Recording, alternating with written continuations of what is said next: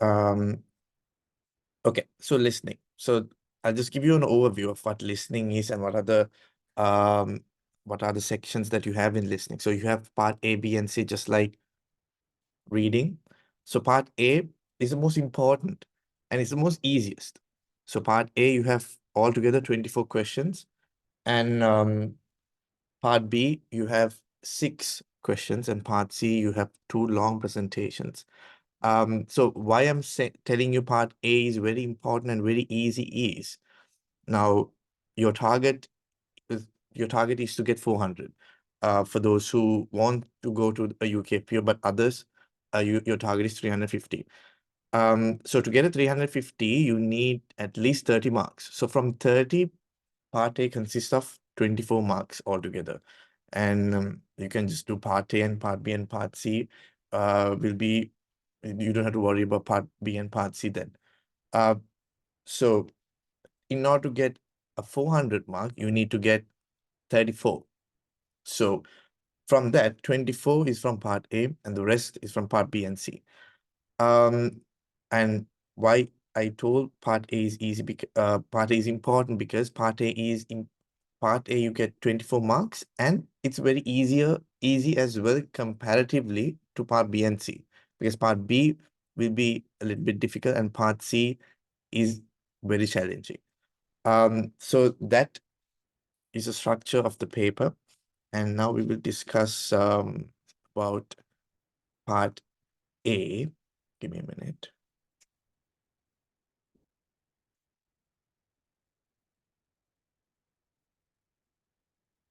Yeah.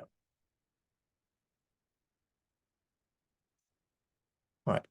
So part A, like I told before, so I'll be giving you all this the lectures.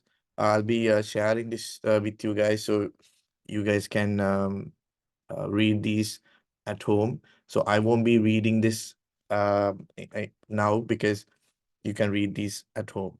So basically, the summary here is in part A, you have 2 separate consultations.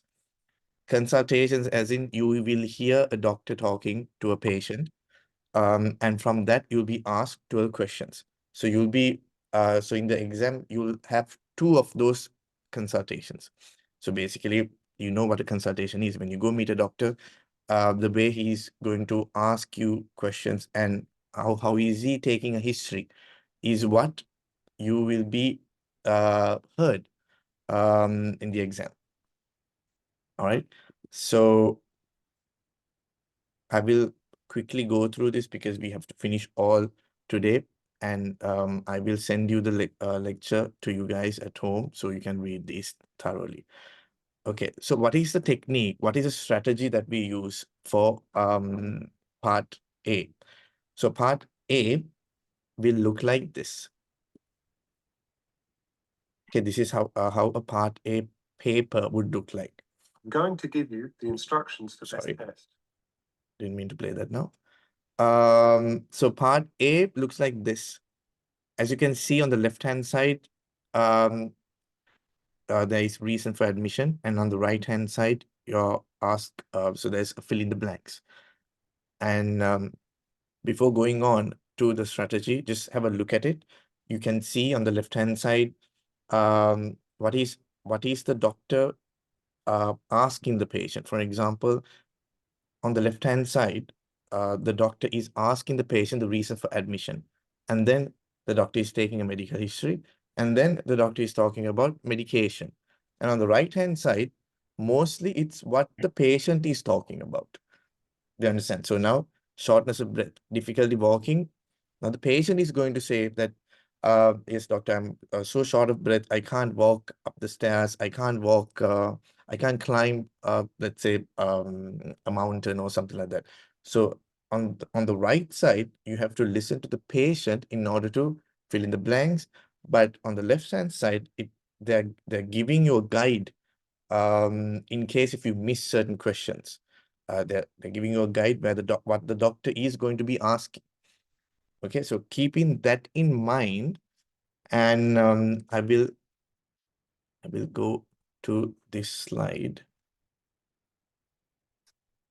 Okay, So here, as you look through the notes, make sure to consider the following points. The first is the structure of the consultation. So once you get the paper, the first thing, part A, the first thing I'm going to do, what is the structure? What is the structure? What is the structure that I'm going to hear from the doctor? What is the doctor going to talk about first? So you have an idea before you hear the audio, because what happens is if you don't have an idea about what you're going to hear, and then when you hear it all of a sudden, you might not pick up the whatever's happening. So that's why they're giving you not 30 seconds, they're giving you 90 seconds to go through this and get an idea about the consultation. So the first is what is the structure of the consultation, and how do you do that is by reading the headings and the subheadings like I told you before, to understand the order of the information you're going to hear. All right. So the first thing you do, you need to see what is the structure of the consultation. And how do you do that is by reading the headings and the subheadings on the left side. All right. And then what you need to do is you need to know what type of information is needed in the gap, as in the blank. You need to, how do you say this? You need to have an idea what type of an answer that could come into those blanks before you hear the actual words. For example, you need to have an understanding whether the patient is going to tell in the blank it's going to be a medicine, or it's going to be a disease, or it's going to be a symptom. Do you understand? So I'll walk you through this later on. So this you should have an idea before the audio begins. So look at the notes. Wait a minute. Yeah. So look at the notes and think about the type of information that is missing. For example, if the notes before the gap say the symptoms are described as something, this tells you that you're listening for the patient's actual words. So that's what you should listen for. So for example, in the blank, you should uh, think like I told you before, whether it should be some kind of a symptom that the patient is going to talk to you about, whether it's a diagnosis, or whether it's the color of the sputum. But we don't know what the actual color is, but we know that the patient is going to tell you, tell the doctor the color of the sputum. Okay. So this is not that complicated. As you know, this is the only thing that you should apply for part A, and part A consists of 24 marks, and I want you guys to get 24 out of 24 because that's that much easy. Because part B and part C, you'll understand it will be a little bit more challenging than part A. Part A. All right. So keeping that in mind, what I will do now is I will do this with you. Do this paper with you, and then I will give you. I will give a paper later on for you guys to do by yourself. Okay, so now you see the paper. So the first thing that you should do is you should have an understanding what this consultation is about. So on the left-hand side, you hear now the doctor is going to talk about the reason for admission first. And basically that would sound like, hello, Roy Miller, what brought you here today? And what's wrong with you today, or something like that. And Roy Miller is telling whatever he's saying, everything is shortened here, as you can see. The patient wouldn't say shortness of breath, difficulty walking here, coughing and wheezing. Sounds like it's not that easy. But what you would hear is patient explaining his symptoms, the patient exaggerating his symptoms. And what you need to do here is listen to that exaggeration or explanation, and take the correct word and fill in the blanks here. That's it. Okay. So difficulty. So now, under shortness of breath, difficulty walking, blank, often becomes short of breath, breathlessness has increased. What do you think the answer here should be? Anybody? What do you think? Long distance up and down stairs, maybe. Yeah, difficulty walking up the stairs. It could be that. Difficulty walking up the mountain. We don't know, but we know that somewhere going up. not difficulty walking, but it could be difficulty walking long distance too. So what we've already now we've already know what we are going to listen, and it could be the right answer, but we should think about it, and we should make a small note on top, like like you should use a pencil and write, okay, up the stairs, maybe it's up the stairs. And if we need to double check it with the audio and then confirm it and write it. Okay. And the next one, we are talking about coughing and wheezing, and sounds like, what do you think? What do you think that you would hear here? What are the types of coughs? Productive, unproductive. Yeah, but productive doesn't sound like a productive, no? It could be barking, it could be Barking, wheezing. sorry. Yeah. So so basically it sounds like what? So we should understand. Now the patient is explaining his coughing. So patient's like, "Is doctor, when I cough, it sounds like a dog, like I'm barking. It sounds like I'm wheezing." So something like that. So it's within this. So it's something that the patient is telling. So it could be barking, it could be wheezing, and hasn't improved. Worse when? What do you think? Preventing sleep. The cough is worse. Patient is saying the cough is worse when? What do you think? Sleeping. Yeah, it could be worse when Later. sleeping, or any other answers. Though there is no particular correct answer here, so it could be anything. So Lying you down. correct. Who's, yeah? So I can't see who's telling the answer. So it could be lying. Never repeat. What about others? I want people to think, to be creative, because there is no proper answer here. We don't know, because this is listening. This is not guessing exam. So what we are doing here is we are being creative and trying to guess the answer before we hear the audio. Okay, so sounds like, we think it could be barking because they're talking about a sound and they are comparing it. Sounds like, so that's what that means. And now that he's saying the coughing or the wheezing is worse when doing something, and they've already said it's preventing sleep. So it's worse when doing something, and it also prevents sleep. So it could be lying down when the patient when the patient is trying to lie down to go to sleep, it gets worse. So we don't know, but it could be that. Okay. And coughing up phlegm described as, what do you think? Green in color. Some kind of a color, exactly. So it could be green, red, brown, some kind of a color. So when you fill all these blanks and when you come here, whatever the patient is talking about, you're only focusing on what is the color, what is the color. That is the purpose. So then when you're focusing on an answer, when they say that, you will grasp it, rather than just hearing it for a summary or just hearing the recording and trying to fill these blanks. Rather than that, but if you are focusing on some kind of an answer, you can get the answer far more quicker. So that is the purpose behind um, thinking or guessing the answer. So now it should be some kind of a color. So when the patient says, okay, it's this color or red color or brown color, okay, so the only place that they've asked about the color is the fourth one. So you write it there. Okay. And now phlegm has gradually darkened over the week, suffering from hot and cold spells. Feels. What do you think? Weak. Okay. Any other answers? It could be suffering. So the patient is suffering from hot and cold spells. So the patient is feeling hot and cold. So when you feel hot and cold, what do you say that you have? Fever. So it could be feels feverish.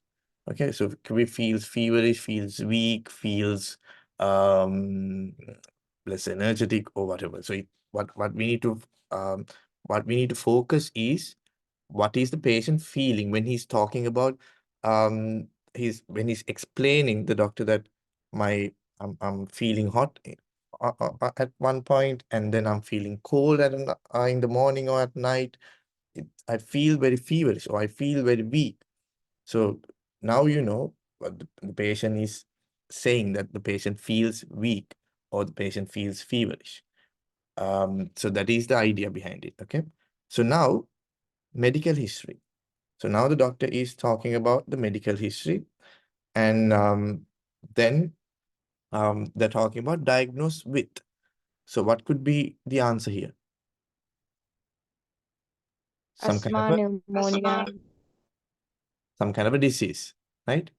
So some kind of a disease, but we have to be very careful with the sentence last year, because he might say a lot of examples of diseases that he was diagnosed with, but we should focus on what he was diagnosed last year. So this is where they get tricky a little bit. The only problem the students have here is the silly mistakes. Not the inability to find the answer. It's they think it's too easy, and they just write it down, and they get it wrong. And then when they look at it again, they're like, "Yo, I heard this. Why didn't I write this?" Okay, so don't do that. Always, even though this is very easy, read the sentence very clearly and understand what they're asking. Okay, and then the next one, verse up, stopped 6 years ago. What do you think? Smoker. Yeah, it could be was a smoker, was a drinker, so some kind of some kind of a thing that he has done before, and he has stopped. So smoker sounds correct. Or it could be was an alcoholic, but you can't say. So another thing, now here was and if the patient, now you know it can't be alcoholic, because it should be an other if it's alcoholic. So you have to always so this is like a hint. So if the patient says, I was let's say I was an alcoholic and I was a smoker, but I stopped smoking 6 years ago. Right. So then the answer is smoking. And yeah, so basically the hint here is, so these words also you should keep in mind, because if the answer that you're putting here doesn't match with the sentence, it's not the answer. Okay, that's something that you should remember as well. For example, now here, difficulty walking, no, worse when sleeping. It sounds correct, but then they are talking about preventing sleep again. Worse when sleeping, preventing sleep. That doesn't match. So you have to always see whether your answer matches with the sentence. Okay, I think I might have not given a good example there, but you get my point. When the answer that you put into the blank should match with the sentence. It should make sense. Okay. All right. Occasionally suffers from gout, treated with. Allopurinol or NSAID. Yeah. Yeah. So gout treatment, yeah, it could be allopurinol or it could be some kind of a medicine. Okay. Arthritis located in, now you know, a body part, some kind of a body part is what you're listening to. Now they're talking about medication. Using some kind of a medication we don't know, but more frequently. Okay, so he might say that he's using all kinds of medications, but he will say one that he's using a little bit more than the others. So you have to keep an eye on those small changes that they make when they write these questions. Takes a statin for some kind of a disease. Okay, so that's it. What you need to do, the first thing, see the structure of the consultation, and then read the questions and guess or interpret what could be the answer that could come into the blank. All right. Okay, so what I'm going to do is take a pen and a paper. I'm going to play the recording and try your best to get all correct. Okay. All right, is everybody ready? Okay. Going to give you the instructions for this test.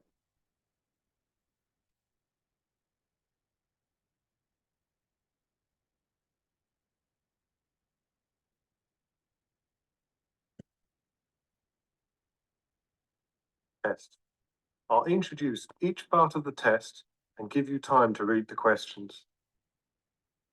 This test has 3 parts. In each part, you'll hear a number of different extracts. At the start of each extract, you'll hear this sound. You'll hear each extract once only. Remember, while you're listening, write your answers on the question paper. At the end of the test, you'll have 5 minutes to transfer your answers onto the separate answer sheet. Part A. In this part of the test, you'll hear 2 different extracts. In each extract, a health professional is talking to a patient.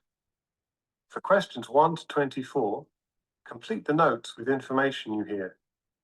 Now turn over and look at the notes for extract 1.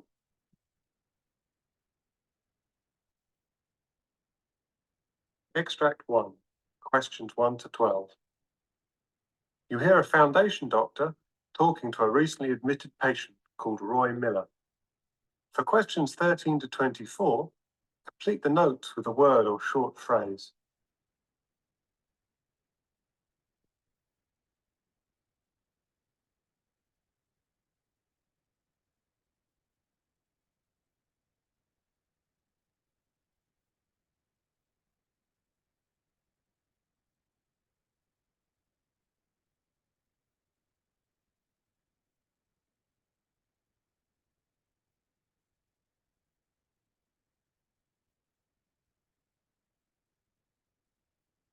So, Roy, I see from your notes you've been admitted because of shortness of breath. Can you tell me more about that, please? Yeah, well, it started last week. I noticed that getting up the stairs was more of an effort, and I found that I had to pause on the way to catch my breath. I did used to get a little out of breath, but it's definitely gotten worse. I normally manage to go shopping with my wife, and we walk to the shops and back. I generally have to have a little rest, but now everything is just taking me longer. I feel weary, and I've got this cough. It's like a barking thing that I just can't shift. It's worse at night when I'm lying down and I get a bit wheezy. I'm just really tired because it keeps me awake for most of the night. My wife has been sleeping in the spare room because it's keeping her awake. I've also sort of been bringing things up when coughing. Without being too graphic, it's quite thick. It's a sort of dirty green color, I suppose. It wasn't like that at the beginning of last week. It was just clear. But over the last couple of days, I've noticed it's changed color and I'm coughing up a lot more. My wife was starting to get worried, so she made me an appointment with our doctor and then he sent me here. Okay, Roy. Do you have any other symptoms? Yeah, I was really hot yesterday and I thought it was because the heating was on, but my wife hadn't turned it on. Then the next minute I was shivering. I guess I'm feverish. It sounds like you've been really suffering. Have you got any other medical conditions? Well, I was diagnosed with this lung condition last year. I've forgotten the name of it. Hold on. Hang on. I'll get it. COPD. Is that it? Yeah. Well, anyway, they told me that my lungs weren't working as well as they could be because I used to be a smoker. Right. But I quit about 6 years ago. To be honest, I think it was because I worked in the mines and it was really dusty. Either way, I've got it and it makes me a bit breathless, but nothing like this. Right. And I also get gout from time to time, and I take something called allopurinol or something. I've also got arthritis in my knees, but that's just because of my age, so I just put up with that. You mentioned taking allopurinol. Are you on any other medication? Well, the doctor gave me inhalers, and I'm using those. I'm getting better at taking them because I found it a bit confusing at first. I've started to take my blue inhaler a lot more over this last week because I've been so breathless. I take the stuff I mentioned before, a statin for my cholesterol, and then the odd paracetamol when my arthritis starts to play up. I don't really like taking pills, but if it keeps me going, then it's worth it. Also, I'm allergic to penicillin. I get an awful rash all over my body, and it's so itchy whenever they give it to me. Don't give me any of that. We won't, Roy. You mentioned you live with your wife. Are you both managing at home? Oh, yeah. We still get around the town. Okay. So I think there should be 12 questions. The last question is, I think you can't see that. All right, so let's check these 11 questions. So the first one, what do you think the answer was? Up the stairs. Correct. Sounds like? Barking. Correct. Worse when? Smile. Lying down. Correct. Lying down. Coughing up phlegm described as? Dirty green. Correct. Suffering hot and cold spells feels? Feverish. Feverish. Feverish. Correct. Diagnosed with? COPD. Correct. Was a? Smoker. Smoke. Correct. Occasionally suffers from gout treated with? Allopurinol. Allopurinol. Arthritis located in? Knees. Knees. Using? Inhaler. Inhalers. What inhale? Blue. Yes. Blue inhale, not just inhale. Okay, so they're using blue inhaler more frequent. Takes a statin for? Cholesterol. Cholesterol. Correct. So I think everybody got everything correct. So that's a good sign. So that's what I want as well. So that is the what do you call it? That's what you should apply when you do your part A. All right, so let's do another example. Okay. So now I will let you guys do this by yourselves. I'll give you, so basically the exam, it's about 30 seconds that you get, but I'll give you 2 minutes to read this, properly understand it, interpret what's the answer, and then I'll play the recording. Okay, can everybody see the screen? Okay, all right, I'll give you 2 minutes and then I'll come back.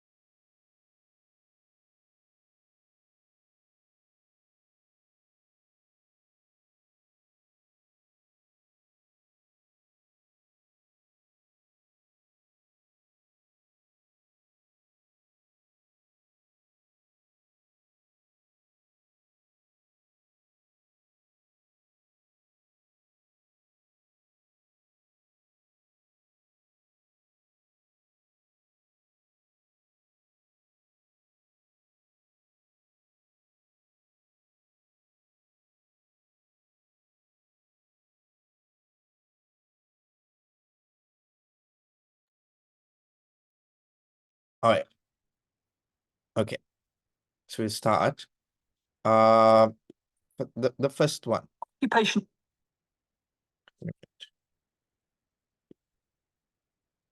Okay. So now you know from the left-hand side heading that they are describing the initial symptoms. And then the first blank, pain in the eye, felt like something worse. What do you think? In it. Stuck. Yeah, it could be something in the eye, something stuck in the eye.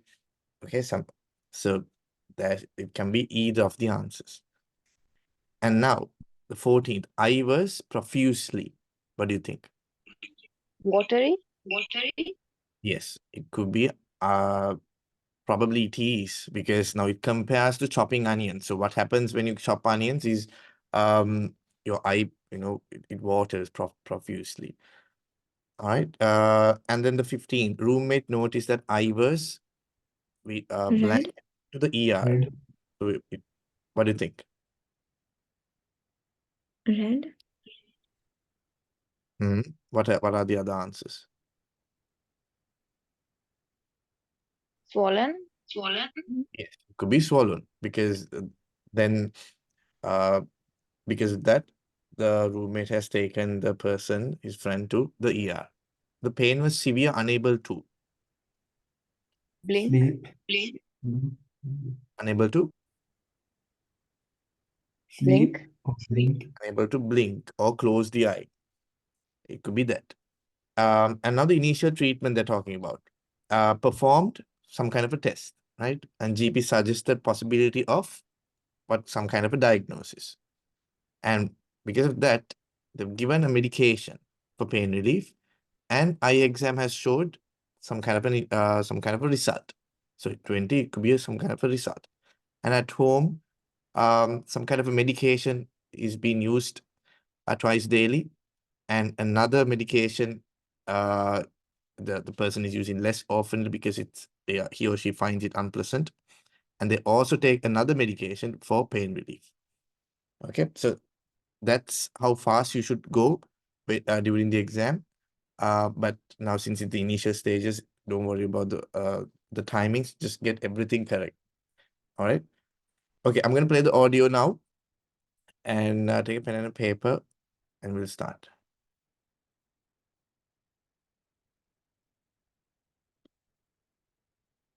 The town to get our shopping and see the family. The notes with a word or short phrase.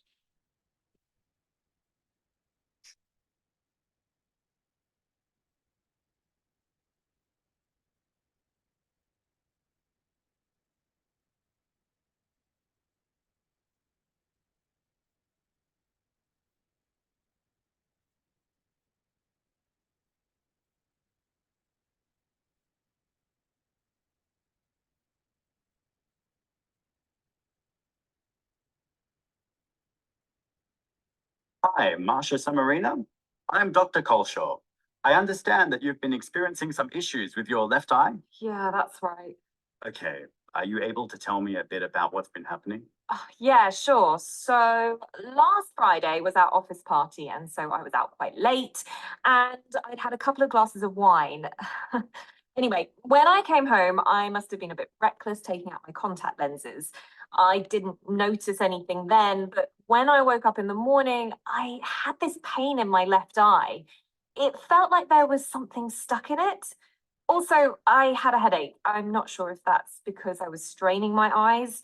My eye was also watering loads, and it was kind of like what happens when you chop up onions.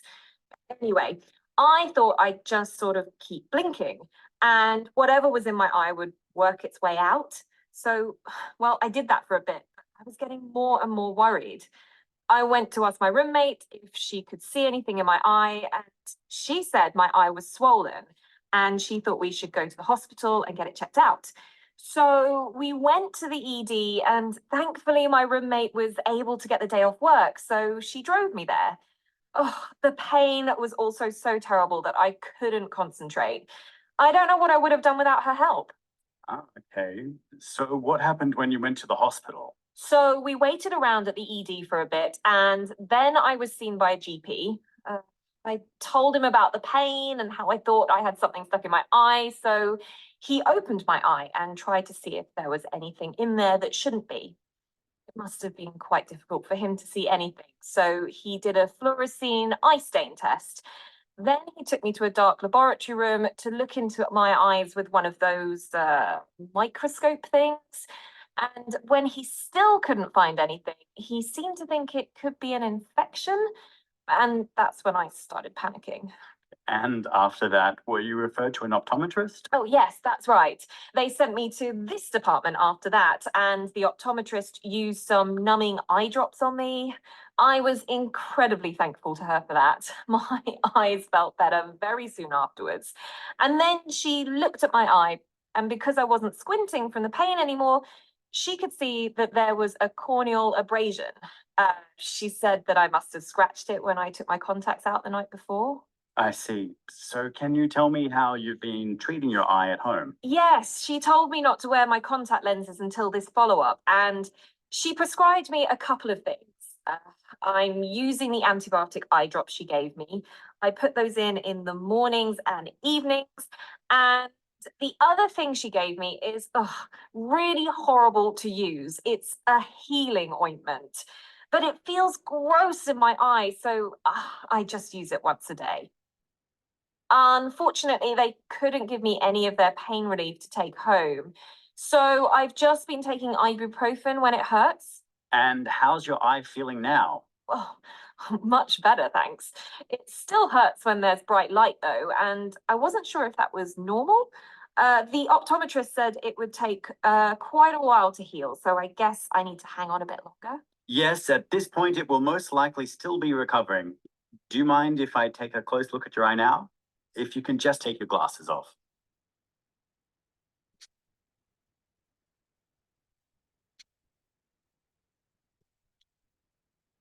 Okay.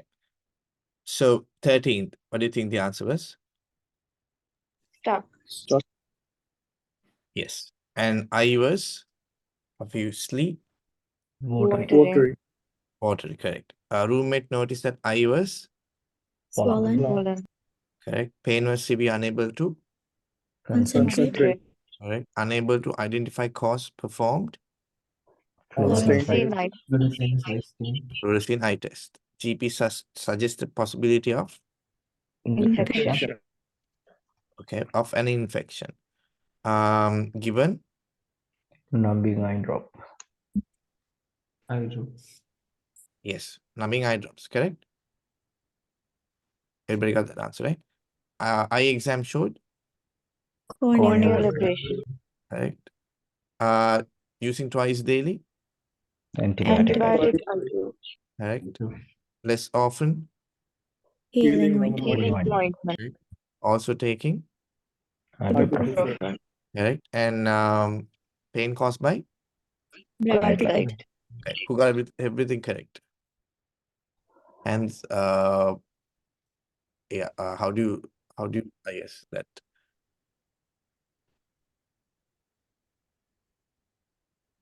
everybody got everything correct. Wow, good. All right, very nice. What about Isuri and Dr. Lorraine? Got everything correct as well, right? Or is there any questions? Okay. Anybody got less than everything correct? It's either everything or less. No? Okay, good. So that's basically what you will get in the exam, similar kind of Excuse me. yes. Yeah, for question number 13, if we say something was stuck, or if we say something like something was stuck in it, is that Yeah. considered correct as well? Yeah, both the answers are correct because in the marking scheme, they don't just put one answer, they would put two answers like that, stuck or stuck in it. Yeah, Okay, that is all right, thank considered you. correct as well. Yeah, so I think now everybody has got everything correct. So I have about 25 papers with me. I'll be sending all those things so you guys can do it now, or maybe you can keep those and do it when the exam is nearby. So I think I would recommend if you, when the exam is closer, but you could do about 2-3 papers in C now. So it's all about practice. It's all about listening and getting this done. Okay, now we'll go to part C first, and we'll come to part B because now now everybody must be thinking, wow, this is very easy. I can get everything correct. So I want to show you something that is a little bit challenging, a little bit more challenging than part A because yeah, you'll be able to see when I explain it. All right, give me a minute.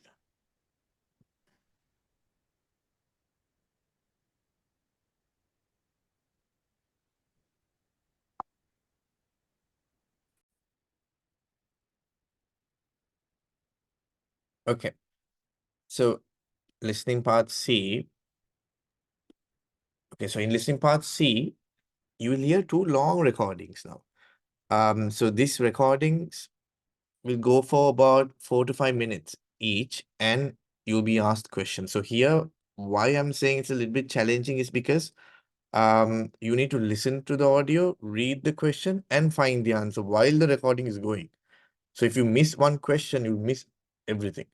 So that's where that's why it's kind of challenging. So if you can concentrate on the audio while reading the question and while finding the answer, then you don't have to worry about anything. Okay, so in listening part C, you need to listen to 2 recordings, which can be either a presentation or an interview involving a healthcare professional. So these 2 recordings could be either an interview or it could be a presentation. So what's the difference between an interview and a presentation? In an interview, there are 2 people, one person interviewing somebody else. So this type of questions are easy because the questions that you're asked are the interviewer's questions. So for example, what could you tell us about the causes of my heart diseases? And then the doctor is explaining. Okay, now could you tell us about the treatment? So the question is also the causes of heart diseases and then the treatment. Now you know when to move on to the next question. Those are interview types of questions. But presentation types of question, a doctor or let's say a doctor comes, they will talk about some kind of a case study or a clinical trial, and they will just non-stop talk for 4 to 5 minutes, and the questions are also asked simultaneously. So we should know when to move on to the next question. An interviewer or somebody wouldn't tell you, okay, now it's time to go to the next question. Now it's not time to go to the next question. You should know. And in the audio, they will give you some hints that they are moving on to the next question. But you have to listen very carefully and closely when are they moving to the next question. Because if you'll miss everything and you'll be lost. And because let's say now you found the answer for the first question with the audio, and then you go to the next, and then you don't know, you're not quite sure what's the answer. And then you're reading it again and again and again, focusing on the question, but the audio is going. And now when you see where you are in the question, you don't know because the audio has passed and you're still in the second question, and it's very difficult to come back again. It's very difficult to come back and do these get the questions correct. All right, so the recordings in this section could be in the form of a workplace presentation or podcast style interviews. There will be a range of topics or of broad healthcare interest. So whatever you hear in part C is it's related to healthcare, so you don't have to worry about that. But let's say the topic that they're talking about, you have no one, let's say you have never heard about this topic in healthcare, or this disease you've never heard about. It doesn't matter because they're not checking your medical knowledge. They're checking how well you can understand English. That's it. Okay, so like I said, I will be sending these to you to read at home, but I will just quickly move and I will explain the most important things. Okay. All right. So if you see the question, before this, so like I said, you need to actively listen. What's actively listening means you have to listen and you have to read the question and find the answer. So there should be three things that should happen. You can't be focusing on the audio and neglecting the questions. You can't be focusing on the questions and neglecting the audio, because you can't choose. You have to be in the middle and listen and read and find the answer. So there should be a lot of processing that should happen when you're doing part C. So in part C of the listening test, you have to keep track of which question the recording is referring to. You need to answer 6 questions while the recording continues. So it's important that you know when to move on to the next question. The recording includes cues, like I said, that you can use to identify when to move on to the next question. For example, the interviewer's questions in a recording match the question in the task. So I told you this before. The interviewer's question actually matches the questions that they have asked in the paper. And a presentation will follow a similar structure, using words in the presentation to highlight which part of the recording relate to which questions. So in a presentation, they will just give you cues that they're moving on to the next question. But it won't be as direct. If you miss it, you'll miss it. But try your best not to miss these small cues. Be sure to read the questions carefully before the recording begins, so you have a clear idea of what the audio for each question covers. Use this knowledge to keep you on track throughout this part of the test. So, for part C, there is no actual shortcuts or tips that we are using, but what we are using are the obvious tips, where we need to read the question, understand the question, understand the answer, and underline any important words that might help you when you're listening to the audio. So I've highlighted that here. So this is when you're answering an interview question, the audio follows the same order as the question. So the audio goes in the same order of the question. You're given 90 seconds to read. It's only 90 seconds. You have to read quickly. So 90 seconds is like 1.5 minutes to read all of these questions and even the answers as well. So it's always better to have a proper understanding of the question and an understanding of all the answers as well, because during the audio you wouldn't have to be stuck or think whether what the right answer is. So underline keywords in the question and answer options, so you can underline in the paper. An interviewer will guide you with the questions. Use signposting to help you. Signposting means that they're giving you a cue that they're going to the next question. Okay. So this is what do you call a presentation type of question. You have to look at the context. You have to read the question and underline keywords and notice the differences in the option, and you have to beware of distractors, because sometimes they will just put a distractor there, and the moment you think and neglect the audio will pass, and it will be very challenging to go back to that audio. So always try to understand the question and understand the answers as well.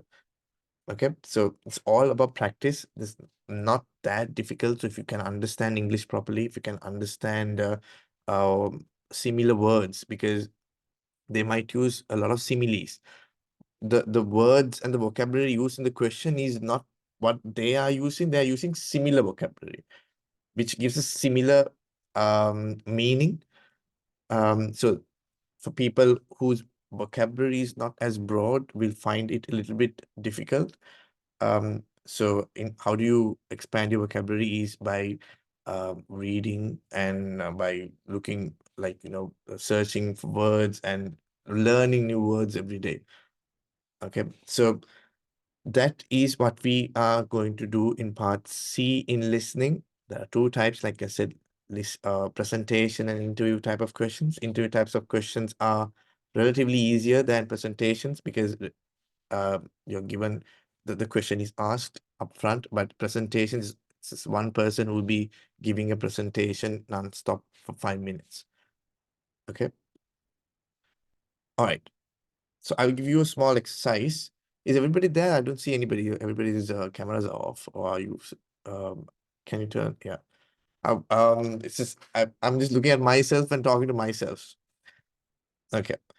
All right. So I will give you a small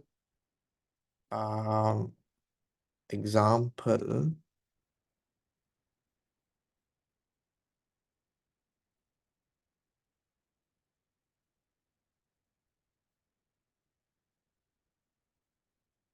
Okay. So this is just one question. Okay. So read the question properly. Why does Dr. Jeffer think it's important to ask patients why they're taking certain medication? Okay. So from this question, if I ask you what do you understand from this question? Can you explain it from your own words? What the question is about? Yeah. Can I ask a question from Chamodi? The two Chamodis. Chamodi Gunaratna. What do you think?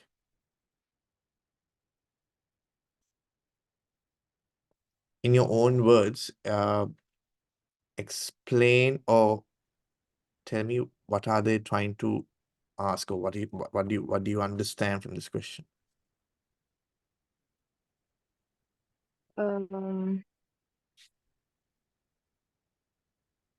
So here the doctor could be explaining to the patient, maybe the doctor could be asking the patients about the patient's history and the medication the patient is taking, and at the same time he could be explaining to the patient why he's asking these questions. Okay, any other answers? What about Ravindu? Yeah, I think like the patient should have a right to know like for what purpose like they are taking this drug, and what could be the side effects of it, and like at least the name of the drug and all that, for what exactly they use it. Yeah. So what I'm asking is the meaning of the question. Why does Dr. Jeffer think it's important to ask patients why they are taking certain medications?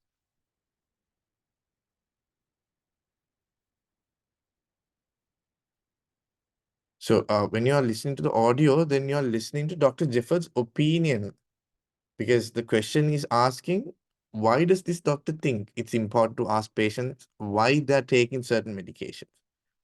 Do you understand? The question is asking you why Dr. Jefford, or why does this doctor think it's important to ask patients why they're taking certain medications? Is it to understand their medical history, or is it to measure the patient's awareness of what they're doing or what they're taking, or whether to question its effectiveness?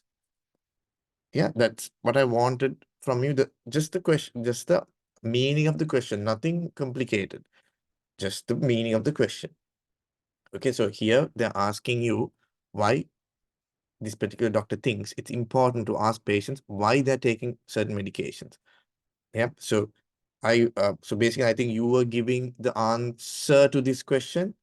That's not what I was asking. I was asking just plain the meaning of what the question is. So now you know what you could be listening to. So you could be listening to Dr. Jefford giving a presentation or an explanation why it's important, that in his opinion, that he thinks that it's important to ask patients why they're taking certain medications. So you have to listen to his audio and find the answer. Okay, so it could so it could be correct or wrong according to you, but what they're asking is according to Dr. Jefford, so his opinion. All right. Okay, so I'll play the audio. Now, you understood the question. Now you understood the answers as well.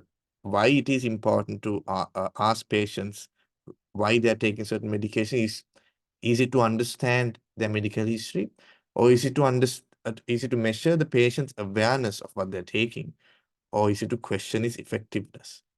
Okay, so keeping that in mind, let's listen to this and try to find the answer. When dealing with new patients or patient referrals, you need to ask not only what medication they're currently taking, but why they're taking it. Many doctors assume that patients understand the reasons for their course of treatment, but some patients may have been prescribed these drugs a long time ago. And despite their prior doctor no doubt outlining the reasons why such drugs are needed, patients can forget or misremember the actual reason why these prescriptions are necessary to them. Make sure you go through this at the earliest convenience. So a good way to start these discussions is to ask, can you tell me what you're currently taking and what it's for?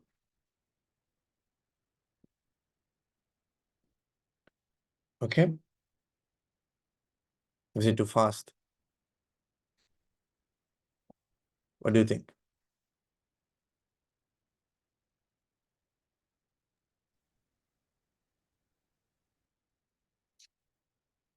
It was answer B. Any other answers?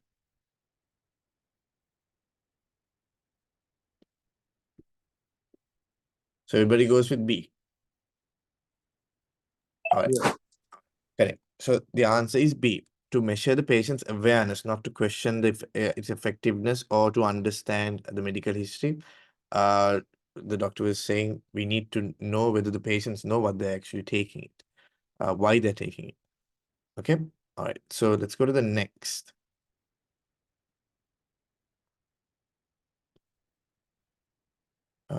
Yeah. So now I'll be giving some examples of listening interview types of questions. So like I said, when listening to an interview, you have to use the interviewer's questions as cues to move on to the next question. And pay attention to keywords in the question, as these are often reflected in the question you need to answer, and practice answering this question for each section and moving on to the following question in time by completing this exercise. So before that, I'll give you some time to read the question.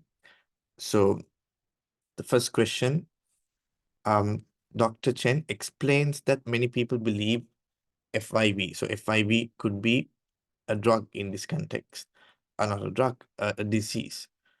Okay, whether it, Dr. Chen explains that many people believe that this particular disease can be contagious to humans or might affect their pet's behavior or has minimal impact on a cat's life. And here, what does Dr. Chen say people find confusing about the virus? Whether it's a lack of available information or the many different treatment options, or is the name similar to more serious illnesses?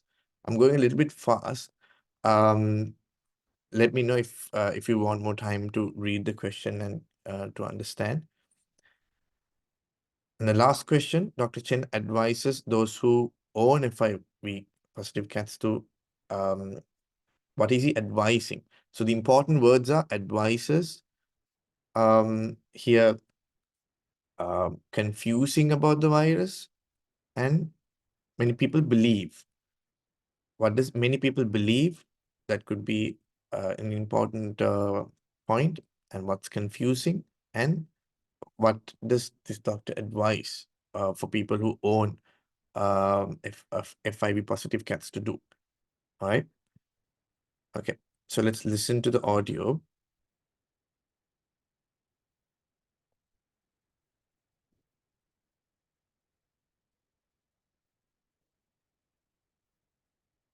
Today, I'm talking to Dr. Chen, a veterinary expert in feline immunodeficiency virus, or FIV. Dr. Chen, what can you tell us about the disease? Well, FIV is a topic that I tend to discuss quite frequently with my patients. Although lots of people have heard of FIV and know generally that it is a virus that affects cats, there are many misconceptions about the condition, what it means for the cat, and what owners with FIV positive cats must do. Many people worry about catching FIV from infected cats, which is actually not possible, as the disease cannot be transmitted to humans.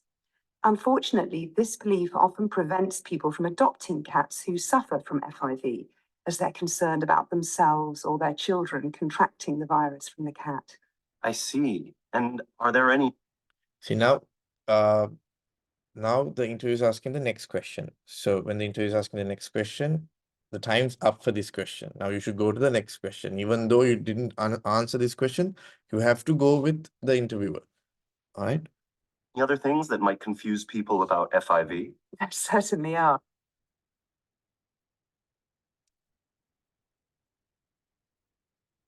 There is another virus that can affect cats that people may be aware of, called feline leukemia, or VLV. VLV significantly reduces a cat's life expectancy and health. Due to the similarity of the two viruses' names, I found that people tend to mix the two viruses up. So when they're told that a cat has FIV, they believe that the cat is extremely ill and will require lengthy and expensive treatment, when in fact a cat should be able to lead a fairly normal life. I'm sure many owners will be relieved to hear that. So what advice would you give to the owners of FIV positive cats? Well, the virus can deplete certain white blood cells, which means that cats with FIV are often more susceptible to catching other infections and will often find it more difficult to recover from these infections. FIV is often compared to AIDS in humans, and the two immunosuppressant viruses are very similar. Those with FIV positive cats should, by and large, treat their cats the same as any other cats. However, these cats should be kept indoors to lower the risk of infection and to prevent them from spreading the virus. Owners should also pay more attention to the well-being of their cat, and if their pet shows any sign of illness, they should be taken to the vet at the earliest opportunity.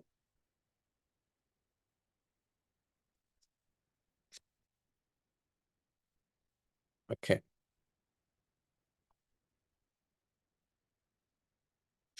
All right. How was it? So a little bit, I think it's a little bit challenging than part A, but I could be wrong. Okay. So what's the answer for the first one? A. Yeah. Okay. But by the others, everybody got the same answer? Yeah. Correct. So answer is A. What about the next one?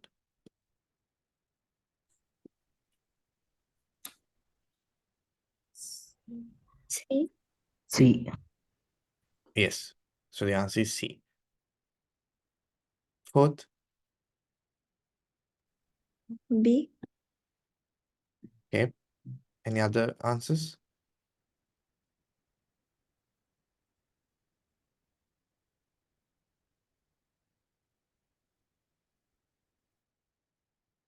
No answers?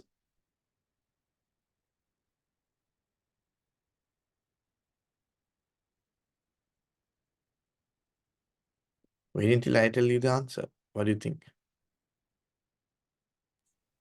I have a little doubt between like A and B because as I heard, like it said the cat should be like kept inside to stop further spreading of the disease. So it is something like avoid unnecessary contact.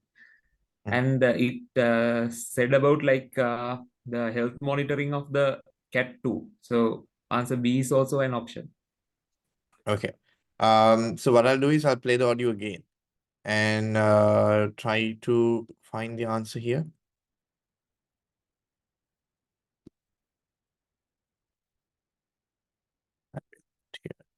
Contracting the virus from the cat. I see. And are there any other things that might confuse people about FIV? There certainly are. There is another virus that can affect cats that people may be aware of, called feline leukemia, or VLV. VLV significantly reduces a cat's life expectancy and health. Due to the similarity of the two viruses' names, I found that people tend to mix the two viruses up. So when they're told that a cat has FIV, they believe that the cat is extremely ill and will require lengthy and expensive treatment, when in fact a cat should be able to lead a fairly normal life. I'm sure many owners will be relieved to hear that. So what advice would you give to the owners of FIV positive cats?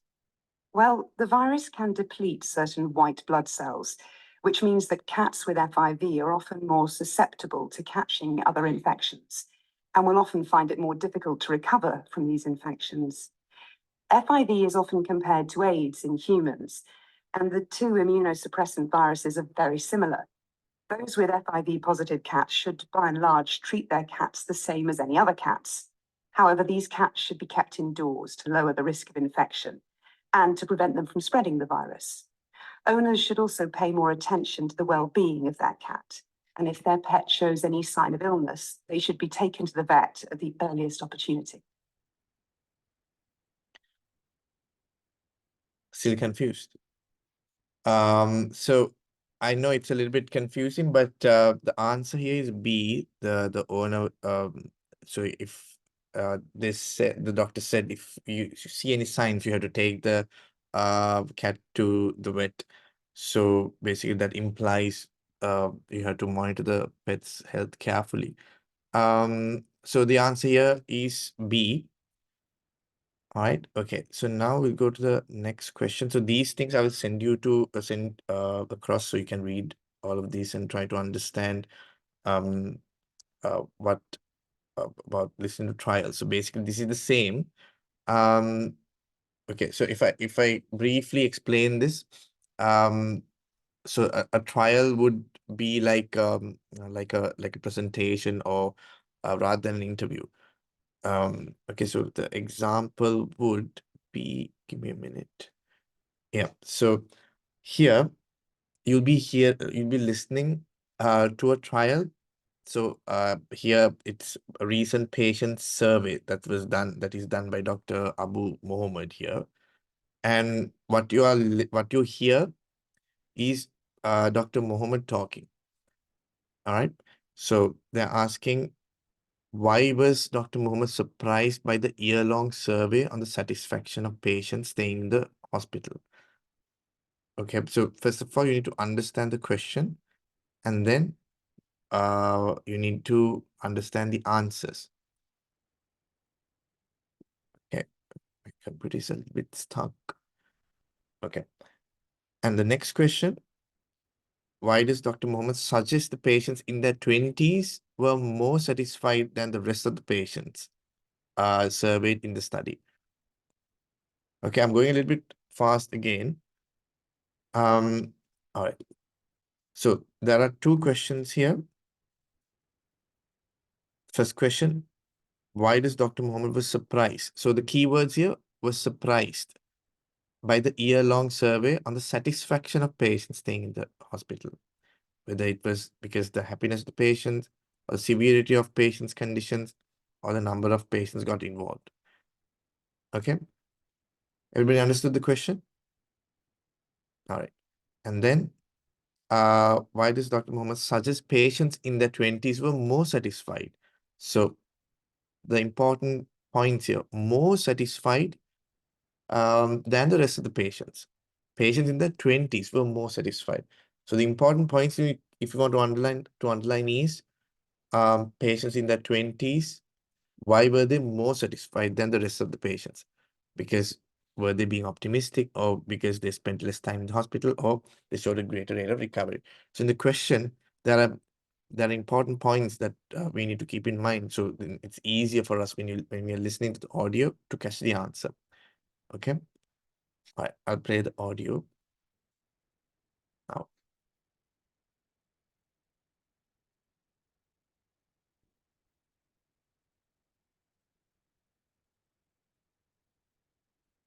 As healthcare workers, we always put our patients first. We've recently concluded a year-long survey looking into the level of satisfaction of adult inpatients at this hospital, and I wanted to share some of those results with you all today. I've been doing these surveys. So as you can see, this is a presentation type of question. So this doctor is explaining his current case trial or case study. So here you don't hear two people talking, you just hear one person talking. For a while now, and let me tell you first off that I was absolutely flabbergasted by the patient engagement level here. Seriously, out of all the patients asked to complete the survey, a remarkable 86% responded, and that may be the highest proportion I've ever seen. More responses not only provide us with more data, but it also suggests that you've created a great environment in which your patients feel comfortable expressing their views. Let's take a look at what some of these respondents felt about the care they received. We'll start with inpatients in their 20s. This group had the highest satisfaction rate of all respondents. Now, that's great, but there are a couple of influencing factors we should bear in mind that might explain why this group was more satisfied with their treatment.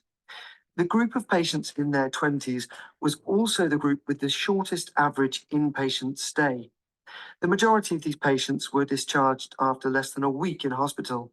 As such, this group is less likely to have experienced the frustration and worry that can become more of an issue with patients who have extended stays at the hospital. Okay, so those are just 2 questions, but in the exam, you'll have to listen for 6 questions back to back. Okay. All right. So what do you think the answer for the first one? C. C. Everybody got the same answer? Yeah. So now you are proving me wrong. So if I think part C is also easy for you guys. This is a good sign. What about this? B. B. Yeah, correct. At this rate, you should get like A stars, okay, not even B pluses. So I think you're doing a good job. So I think you've gotten the idea behind the listening test. All right, so now it's all up to exercises and doing papers. All right, so this is an example of a case study. I will give so there are 2 questions. So we'll read the question and we'll do the question after reading this. So Nurse Mackenzie says that the CEO had trouble managing stress because of what? Says that the CEO had trouble managing stress because of what?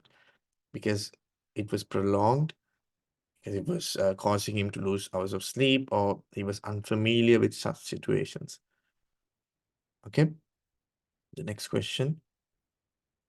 Why was the patient encouraged to read?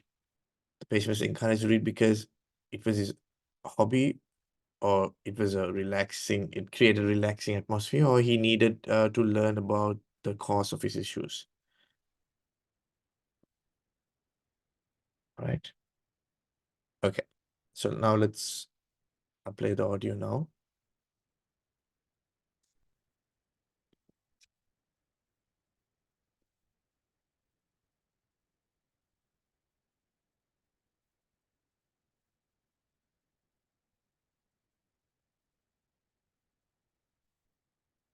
Hi, everyone. I'd like to talk to you all about caring for patients experiencing stress. Unfortunately, it's a phenomenon many of us healthcare professionals have first-hand experience with, but I'm going to talk about one of my patients, a newly appointed CEO for a well-known multinational company. Now, the patient had been working in high-powered roles for a long time, so it wasn't that he was unfamiliar with stress. The problem was that in his current role, he was constantly putting out fires. The business was very well known and dominated the market that it was in, but behind the scenes, there were financial issues. There was always an issue that needed his urgent attention. Stress is an unpleasant experience in and of itself, but it can also cause problematic side effects. The patient also experienced weight gain and trouble sleeping as a result. The patient waited for a while before seeking help, and by the time he did, he was absolutely worn out. We worked with the patient to develop a number of coping strategies, as it wasn't possible for him to remove the main cause of stress, his job, from his life. Instead, our treatment began with reading. The patient told us that he had loved reading fiction, but hadn't read for pleasure in decades. And so one of the first changes he made was to read for an hour before bed. We needed to make sure the patient made time for activities that he enjoyed. That one small change, in turn, helped him to sleep better, which gave him more energy to deal with stressful situations during the day. Okay.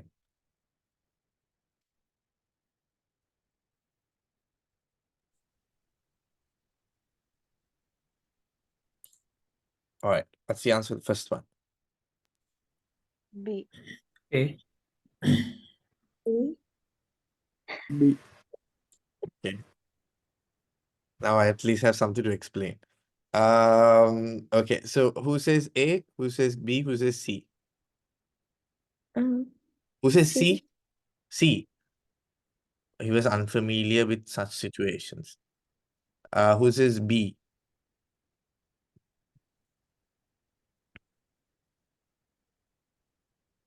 Who says A? Okay, A, Ravindu says A. And Isuri. Isuri, can you tell me why did you choose A?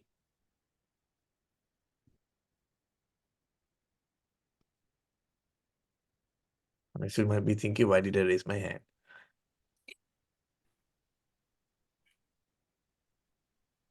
Okay, then Ravindu, why did you choose A? Yeah, as I heard, like it said, like such stressful events are not unfamiliar to him. But the thing here was like he had to face such situations like constantly. So it is like more sound like this process is like rather prolonged one. So that's why I picked A. Okay, those who picked B, no, let's go C. I think Arush picked C, right? Why did you choose C?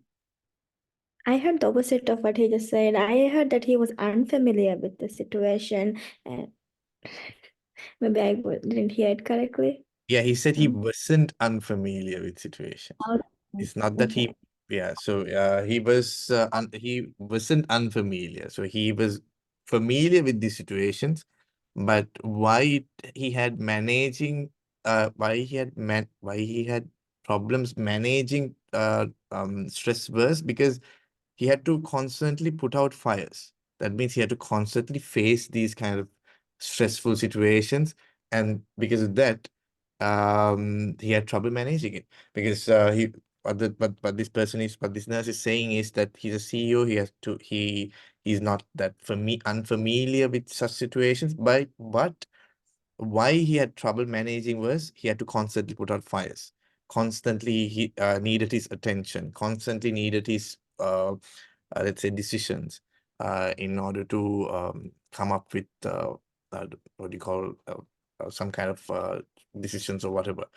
So that is what they're implying here. So the answer is A, because it was prolonged. I will replay the audio again so you will understand. Okay, so now next one. A. Yeah, answer A. Yeah, so A is the answer for the next one. All right, so listen to this audio again because this is very tricky what they're explaining.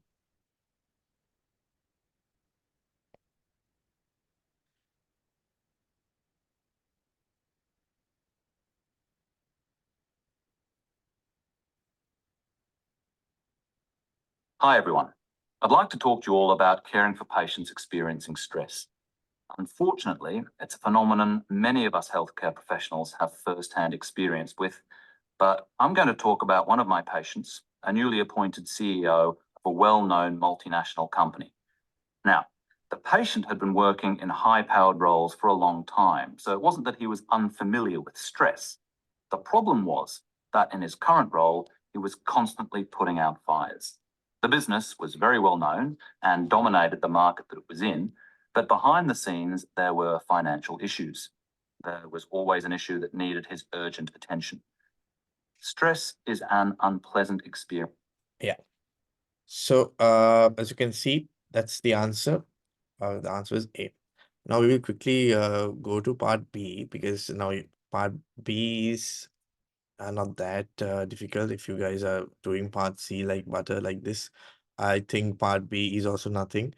And but I'll just give you a brief introduction about it, and then I will share all these lectures with you guys, and so you can go through it at home. All right, so give me a minute. I'll share the document.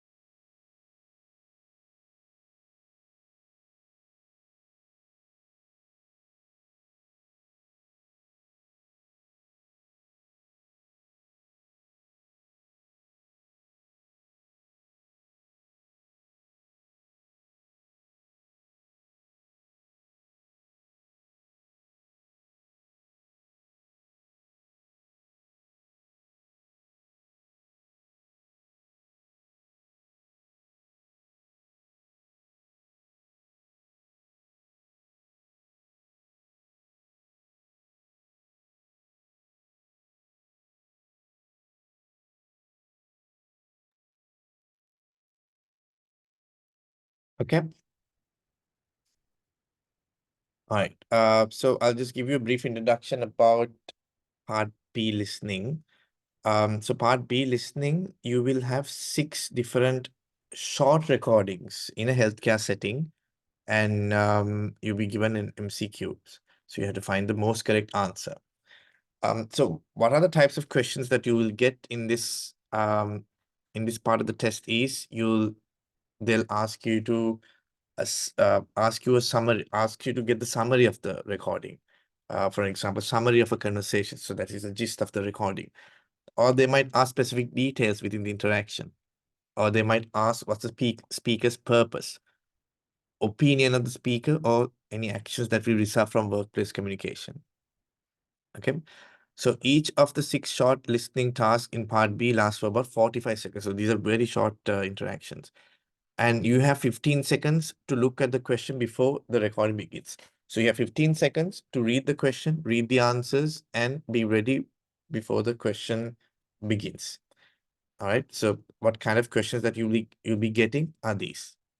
But you don't have to necessarily change the way you answer the question.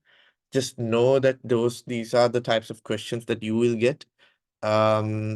There is no change. So it's the same way that you attempt all these questions, but just so you know, there are certain types of questions that they would ask. But the most important, like they would ask a most common type of question is the gist of the recording, as in the summary of the recording is what they ask the most. Okay, so they can read these at home. All right. So this type of questions is you have to choose the options that correctly summarizes the information. For example, what are the nurses talking about? You need to understand the whole recording and answer the questions. Aim of the research and the WET is explaining. So you need to understand the question or understand the audio in order to answer these type of questions. So I'll give you an example of a summary question.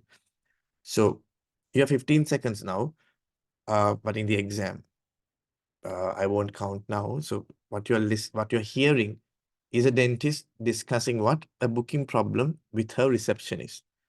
And now they're asking what has caused the problem. Okay, so in summary types of question, they will not tell you the problem. Like in this context, they will not tell you, okay, this was the problem. They wouldn't tell you that, but you need to understand the whole conversation, and you have to understand what has gone wrong there and what has actually caused the problem. You are the judge. You have to know whether it was an error with the booking system or a double book appointment or a lack of communication. They will not tell you, okay, because of this wrong medication, only that happened. I mean, for an example. So what you need to do is you have to listen, you have to understand, you have to summarize it. Then, according to your knowledge, what do you think has gone wrong? Okay. So if you think the question in that way, it's very easy to find the answer. All right. So I'm going to play the recording now.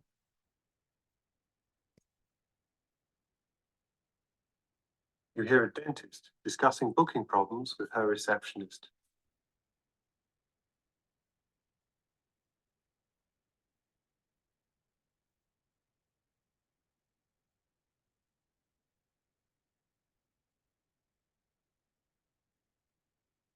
Hey, Kieran. Mr. Lau just mentioned that he'd tried to reschedule his appointment yesterday, first online, and then when that didn't work, he called up. But apparently he couldn't reschedule. Any idea why? I wasn't working yesterday, but let me check the notes. So Lana left a note about the call. She says that Mr. Lau wanted to reschedule, but we didn't have any other appointments this week after 3 p.m., which is the only time he could make. He asked if he could make an appointment next week, but his procedure was marked on our system as urgent, so she had to make it in the same week. The system wouldn't have let her reschedule it any later. She wouldn't have had the authorization to change that. Still, she should have discussed this with you at lunch or at the end of the day, because then you could have decided whether it could have been postponed for a week. Yeah. In his circumstance, it would have been fine to reschedule at a slightly later date. We should prevent something like this from happening again. Right. I'll talk to her about it tomorrow. and I'll send out an email to everyone else so that they're aware. Okay, what do you think? What has caused the problem? Lack of communication. Yeah, so it is because of lack of communication, because the other two are obviously wrong. There's no double booked appointment or error with the booking system. But if you didn't understand what is actually going on, you might actually go with the error with the booking system, or you might just pick B. But since you summarized all what is going on, and since you understood what is actually happening in your own words, you thought, okay, because it was lack of communication. Because in the audio, nobody said it was lack of communication. It's you who selected it, because they were hinting, they were giving small hints that all happened because of somebody's lack of communication. Yeah, so those type of tricky, I mean, those questions can be tricky sometimes, especially opinion types of questions when they're asking the opinion of a speaker. So you need to find the deeper meanings of each words. So one might have double meanings when they're saying something. So you need to understand what they're trying to say, and what they're not actually saying. So yeah, so those questions could come as well. All right. All right, now this, you're hearing a doctor discussing chest X-ray information with a medical student, and what is the doctor explaining? Okay, then same thing. They're not asking what they wouldn't tell what the doctor is explaining. You have to understand what is he actually explaining, and you have to understand it and find the most correct answer. Okay.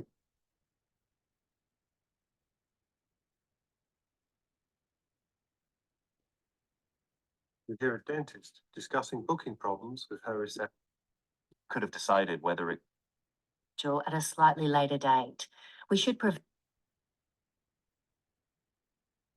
And I'll send out an email to everyone else so that they're aware.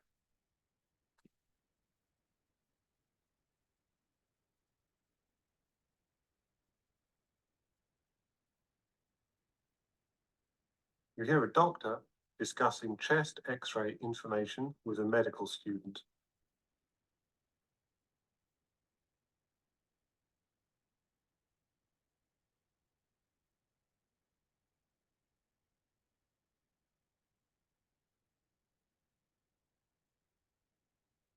Hey, Dr. Yan, we've got the x-rays back for Mr. Regis in bed 8 from this morning. Great. Can you document them in the notes?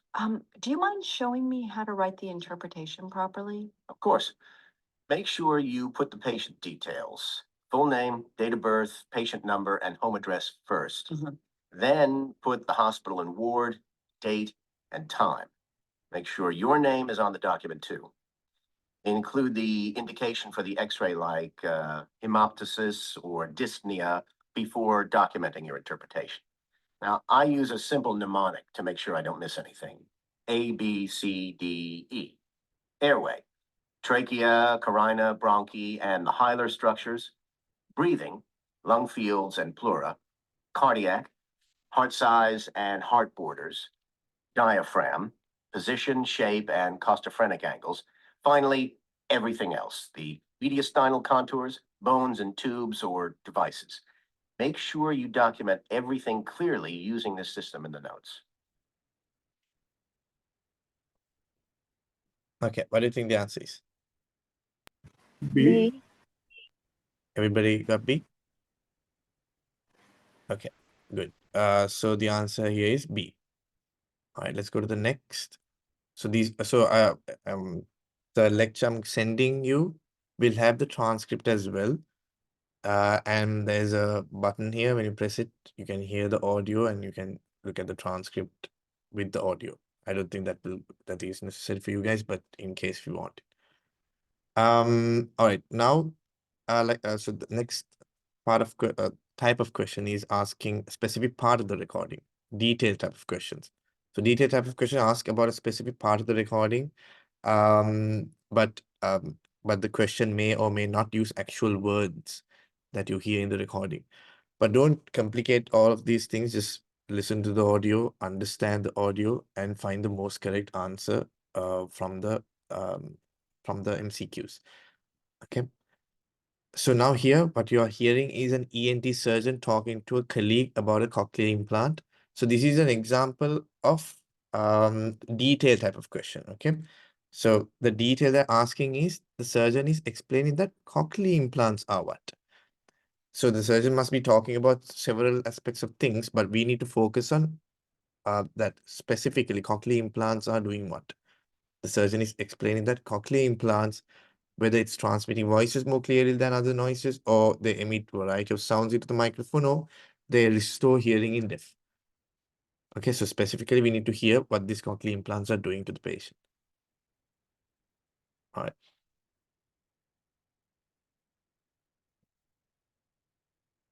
You hear an ENT surgeon talking to a colleague about cochlear implants.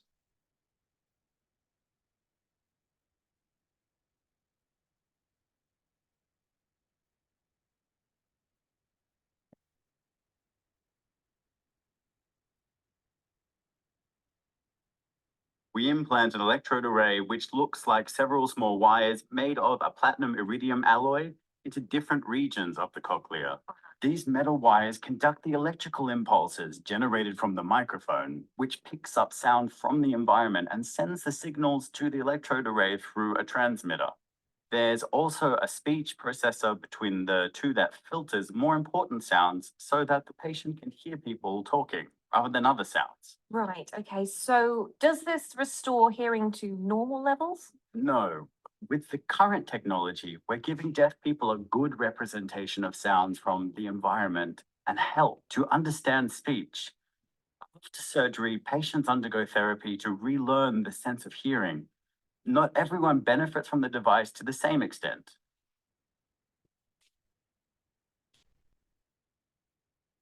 Okay, what do you think the answer is? A. Yeah, answer A. Okay, I don't know. I have no questions to explain. You're getting everything correct. Okay, so yes, the answer is A. Okay, correct. So let's go to the next. Okay, you hear a GP now talking about diabetes, type 2 diabetes mellitus. Now the question is, why should a fasting blood glucose test be booked in the morning? Okay, and read the questions very carefully, because sometimes you might make silly mistakes, and the answers as well. Okay. All right, I'm going to play the audio now.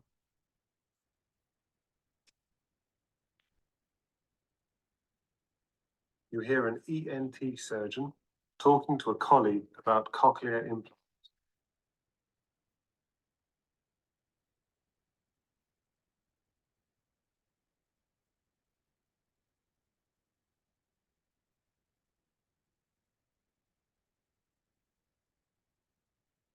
We implant an electrode array which looks like several small wires made of a platinum.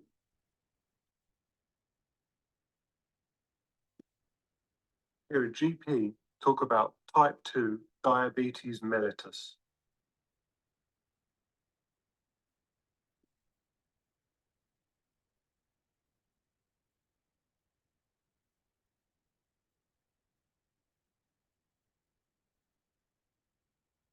Hello, I'll be covering the diagnosis of type 2 diabetes mellitus. So there are 4 methods that we can use. The first is a fasting plasma glucose test. This is our preferred diagnostic test, as it's easier to carry out, often more convenient, and costs us less than the other 3 tests. It helps to try and book these appointments in the morning, as the patient has to refrain from eating for at least 8 hours before they can take the test. Normal fasting blood glucose will be between 70 and 100 milligrams per deciliter. A value of over 126 milligrams per deciliter indicates a diagnosis of diabetes. Bear in mind that this test should be carried out twice to confirm a positive result. The second method we can use is to measure the average glycemic load over the past 3 months.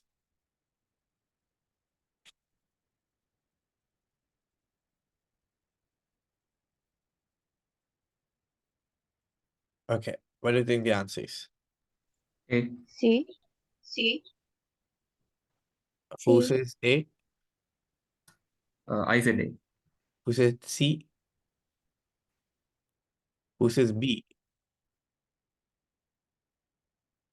Okay, no B. B is wrong. So A and C. So that's why I said to read the question very carefully. The patient will need to attend an 8-hour appointment. What does that mean? What appointment is 8 hours? I don't think any appointment can be 8 hours.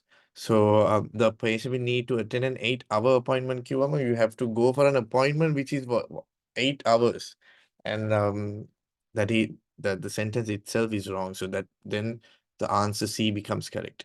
So see, like I said, it's only silly mistakes that you will make because the questions and everything are very easy, and but always try to read carefully, because in reading most of the people get these things wrong because they think this is very easy, and then they'll just go ahead and do everything with all the confidence, but they might miss certain small areas. Okay, all right, let's go to the next one. You hear a doctor talking to a patient in an emergency department. Now the question is, what is the doctor doing? Okay, so I'm quickly now playing the audio. You hear a doctor talking to a patient in an emergency department.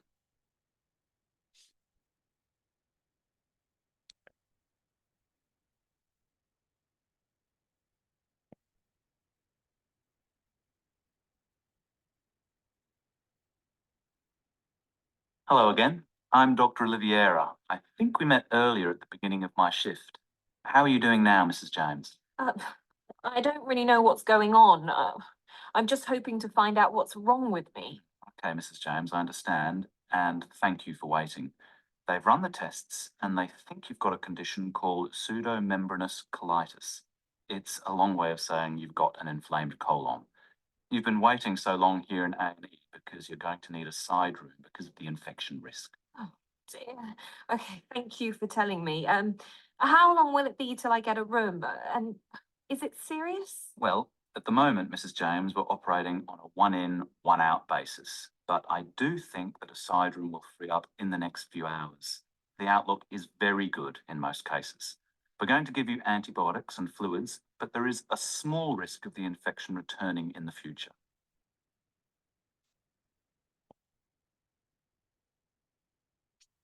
You hear a medical student talking to a... What's the answer? It's A. It's A. Yeah, correct. So the answer is A, because he's saying I'm going to give you antibiotics, fluids, and then we have to book a place for you, and so on. So they're hinting that they're telling the patient what is going to happen in the future. The patient is not at risk is wrong, because the patient is he has a small risk, and C is also wrong because they are not going over the cause of patient's infection, but they just mention the cause of infection and that's it. Okay, all right, and this... Well, at the moment, Mrs. James, we're operating...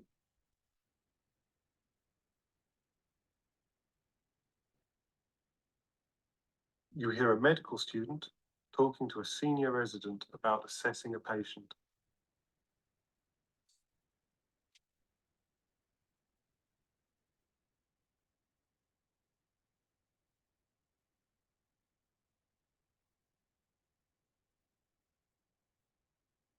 I understand that Mr. Frederick has chronic heart failure and that we're concerned with volume overload if he doesn't adequately excrete enough fluid.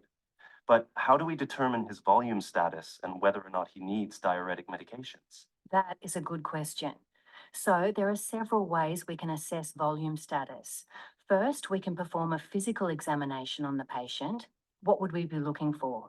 Well, we can assess for peripheral edema. We would look at the patient's hands and feet to assess swelling and determine whether or not there is pitting. Yes, very good.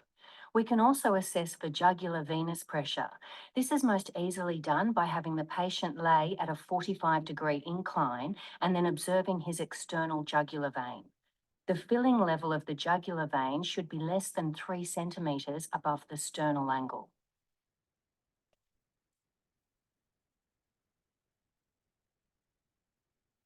What do you think? C. What? C or B? C. C. Not B. Okay, any other answers? I got it as A. How to Okay. do the physical examination. Yeah, I also think it's A. A. Because like observing the jugular vein itself is a kind of examination. So overall, it's about like examining the patient. Yes, I mean, that's my explanation that you stole right there. Yes, that is the correct answer. A is the answer because what is the resident doing is showing the this medical student how to examine the patient, and in that examination, part of it is observing the jugular vein. Uh, while C is also correct, but A is even more correct because it's a part of that, because the resident wasn't just showing how to observe the jugular vein. The resident was actually explaining how to examine the patient and then showing how to observe the jugular vein as well. So B is anyways eliminated. They were not talking about any additional medication. So it's either A and C, which is both, I mean, both are correct, but A is more correct in this context. Okay. All right. Okay. So now these are opinion types of question. So as opinion, you guys know what our opinions are. So here the questions could come as what the radiographer thinks that the patient has what. So in this case, what the radiographer thinks, not anybody else's opinion. So what they're indirectly asking is radiographer's opinion. And the nurse believes. So these kind of words, if they're used in the question, you should know that these are opinion types of questions. All right. So you hear a psychiatrist presenting a case study. What did the psychiatrist find unusual about the case? Okay. So this is an opinion. What is the psychiatrist's opinion? What did he find unusual about the case? All right. You hear a psychiatrist presenting a case study.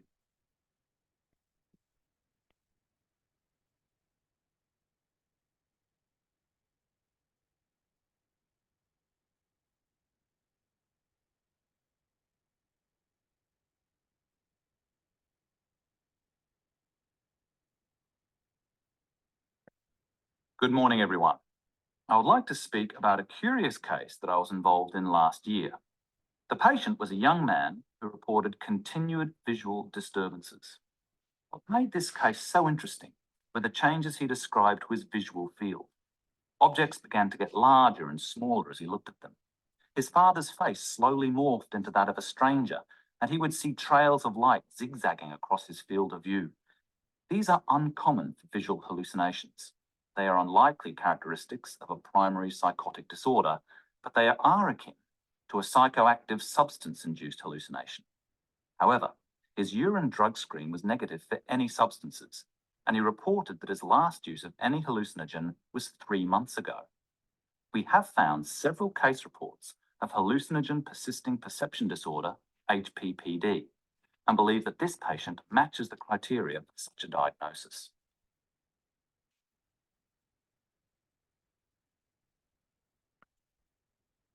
This is a little bit complicated question. But what do you think the answer is? A. Okay, any other answers? Do you want to listen to it again? Because I know this is a little bit confusing. If do I have the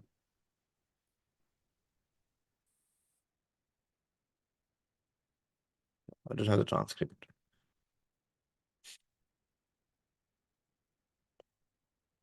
Just listen to it again and see. You hear a psychiatrist presenting a case study.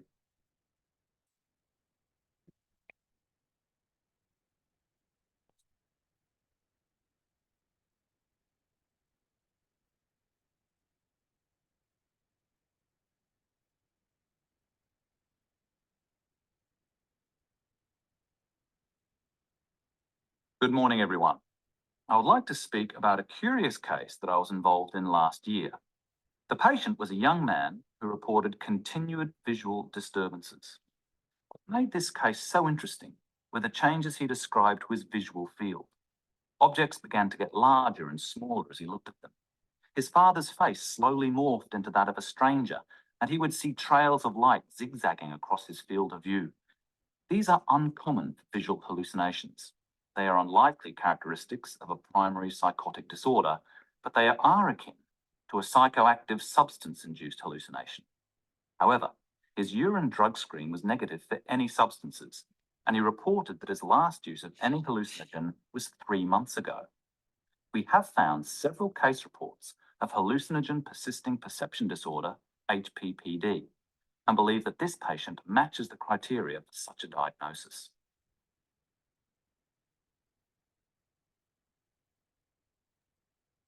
What's the answer? B. Sorry, A. Yeah. Okay. Any other answers?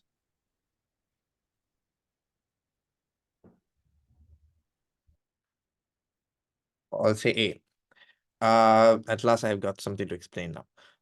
So what did the psychiatrist find unusual about the case? So what is the meaning of akin? They said a word called akin, remember? Yeah, similar to. Exactly. So he said this whole thing is similar to psychoactive substance induced disorder or something. He said that, right? So, and then then the psychiatrist said that his urine test revealed that his last intake of a psychoactive substance was about 3 months ago.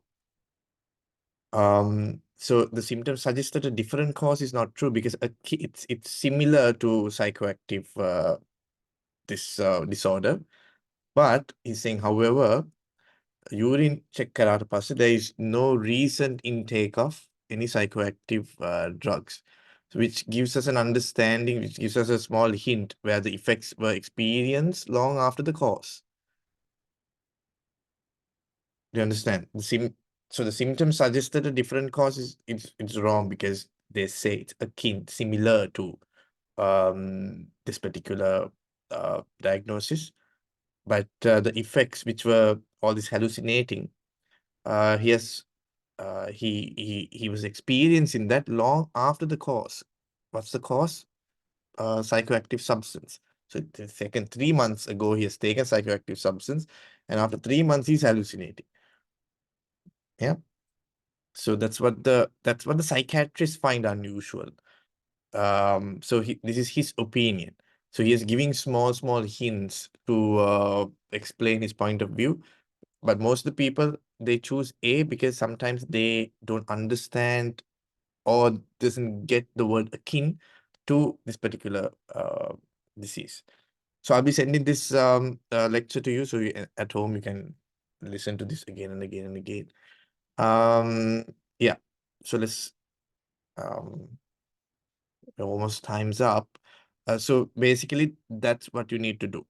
I will send you all this at home, so so you can do it at home. We will stop the class for now, because I mean, it must be very tiring to listen to all of these and find answers. Okay. So do you have any other questions or any questions relate in listening? Did you understand what we did today? Can you get 42 out of 42? Yeah. But so most of you all should get 400. So I think listening wouldn't be a challenge. But I don't know how your reading or writing levels are, but I will check with the other lecturers. So you have to keep those things also in check, because if you get 500 for this, and if you get 390 for one subject, then you have to do it again. So in order to get to UKFPO, you need 400, and in order to book your PLAB seat, you need 350. So let's say you got above 350, you can use those results to book the pleb seat. And you'll have to do it again if you're unable to get the mark 400. So that's the only requirement that they're asking. And I think that's doable. It's just English. It's nothing difficult. Okay. All right. Then I will send you I think your emails are with me, right? You've sent your emails on the group. I will send these lectures to your emails. And if you have any questions, just reach out to me and I will personally reply. Okay. All right then. Have a good day. Good night. And tomorrow will be the writing session. Okay. All right then. Thank you. Bye-bye. Thank you. Good night. Thank you, Doctor. Good night.